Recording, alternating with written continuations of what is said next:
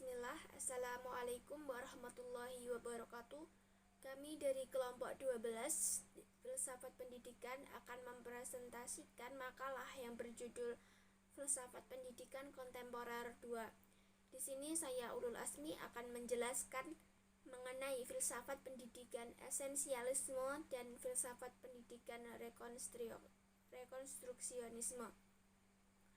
Yang pertama yaitu filsafat pendidikan esensialisme. Esensialisme yakni aliran yang ingin membawa kembali kepada kebudayaan yang lama, warisan sejarah yang telah membuktikan kebaikan-kebaikannya terhadap kehidupan manusia.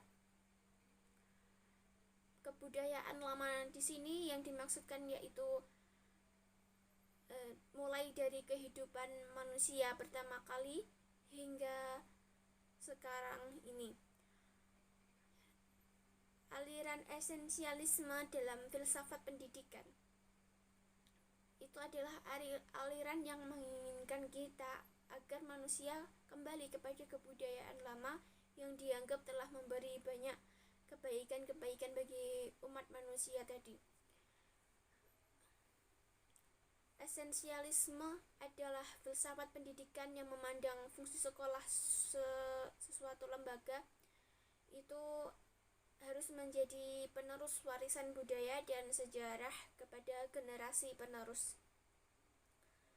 Adapun ciri-ciri utama aliran esensialisme yaitu esensialisme berkembang pada zaman Renaissance, mempunyai tinjauan yang berbeda dengan aliran progresivisme, yaitu mengenai pendidikan dan kebudayaan. Jika progresivisme menganggap pendidikan yang penuh dengan fleksibilitas, serba terbuka untuk perubahan, tidak ada keterkaitan dengan doktrin, toleran dan nilai-nilai dapat berubah dan berkembang, maka aliran esensialisme ini memandang bahwa pendidikan yang bertumpu pada dasar pandangan fleksibilitas dalam segala bentuk dapat menjadi sumber timbulnya pandangan yang berubah, mudah goyah, kurang terarah, dan tidak menentu, serta kurang stabil. Karena itu pendidikan harus menjadi pijakan di atas nilai yang dapat mendatangkan kestabilan, telah teruji oleh waktu, tahan lama, dan nilai-nilai yang memiliki kejelasan dan terseleksi. Adapun beberapa prinsip-prinsip pada aliran esensialisme, diantaranya yaitu inisiatif dalam pendidikan itu ditekankan pada guru, bukan pada siswa. Seperti dalam aliran progresivisme, peranan guru di kalangan esensialisme berbeda dengan peranan guru yang menurut progresivisme, di mana menganggap guru hanya fasilitator dan tidak bertindak otoritatif. Sebaliknya pada esensialisme guru menjadi otoritatif. Yang kedua, sekolah harus mempertahankan metode tradisional atau kebudayaan lama. Lalu ada inti dari proses pendidikan adalah asimilasi dari subjek materi yang telah ditentukan. Tujuan akhir dari pendidikan adalah meningkatkan kesejahteraan umum karena dianggap merupakan tuntutan demokrasi nyata. Yang kedua yaitu filsafat pendidikan rekonstruksionisme. Kata rekonstruksionisme berasal dari bahasa Inggris yaitu reconstruct yang artinya menyusun kembali. Rekonstruksionisme yaitu filsafat pendidikan yang berpandangan bahwa dalam suatu perkembangan teknologi yang amat cepat, pendidikan harus mampu melakukan rekonstruksi masyarakat dan membangun tatanan dunia yang selaras dengan perubahan teknologi.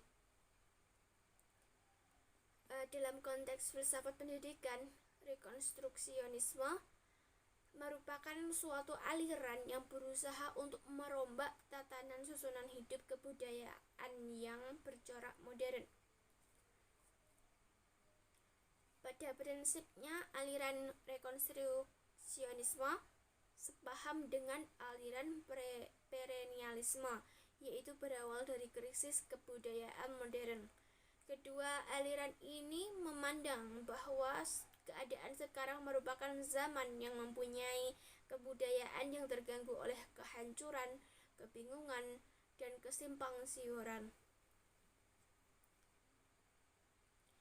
Oleh karena itu, pembinaan kembali daya intelektual dan spiritual yang sehat melalui pendidikan yang tepat akan membina kembali manusia dengan nilai dan norma yang benar pula demi generasi yang akan datang. Adapun pandangan aliran rekonstruksionisme dalam pendidikan perlu adanya perombakan tata susunan lama dan membangun tata susunan hidup kebudayaan yang baru. Untuk mencapai tujuan tersebut diperlakukan kerjasama antara individu.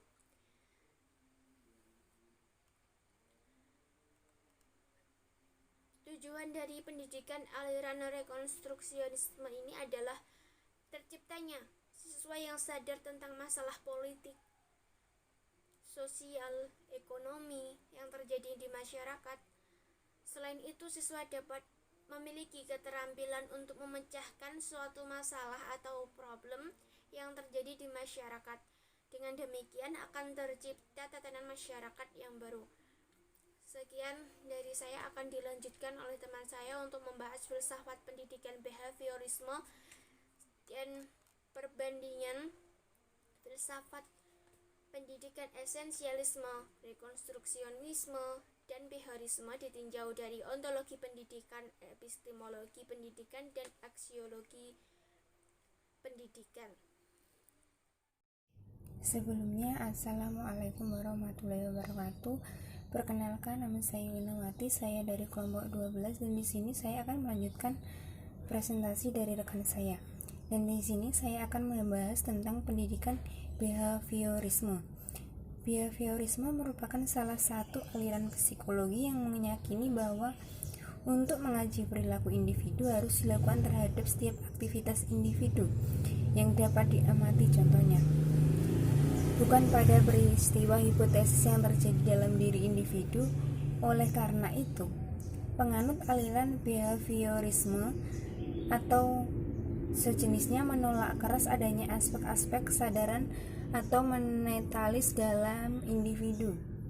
Dan yang selanjutnya, behaviorisme memiliki beberapa sumber filsafat atau ideologi sebagai akar dan landasannya diantaranya sebagai berikut. Filsafat realisme, pengertiannya ada di dalam PPT atau makalah, bisa dibaca sendiri. Dan di sini saya hanya menyebutkan saja. Dan yang kedua, filsafat positivisme.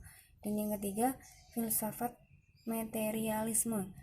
Dan selanjutnya itu tokoh-tokoh populer behaviorisme.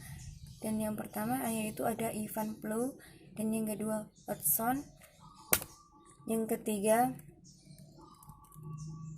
Thorndike, dan yang terakhir yaitu perbandingan filsafat pendidikan esensialisme, rekonstruksionalisme, dan behaviorisme ditinjau dari ontologi pendidikan, epistemologi pendidikan, dan aksiologi pendidikan. Dan di sini ada 3 yaitu esensialisme dan rekonstruksionisme dan yang terakhir behaviorisme.